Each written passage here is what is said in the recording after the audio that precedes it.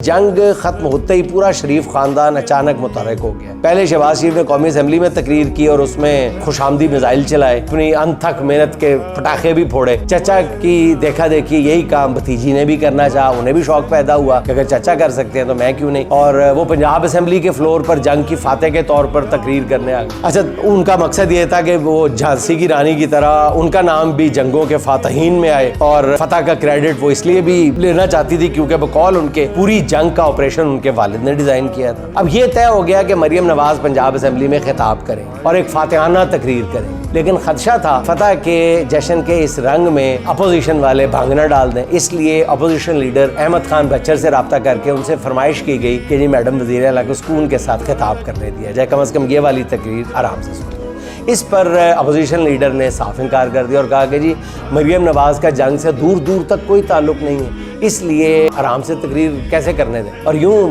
मरियम नवाज की फातिहाना तकरीर का मंसूबा जो है वो पाया तकमील तक नहीं पहुंच सका। इस गुस्ताखी पर फिर हुआ क्या, पंजाब असेंबली में पीटीआई अरकान को धमकियां मिलना शुरू हो गई। उन्हें कहा जाने लगा कि पुलिस उन अरकान के दरवाजों पर खड़ी कर दी गई है। उस पर पीटीआई के अरकान असेंबली का कहना था कि पुलिस तो हमारे घरों के अंदर दाखिल हो चुकी है, आप दरवाजों पर खड़ी करने की बात कर रहे हैं।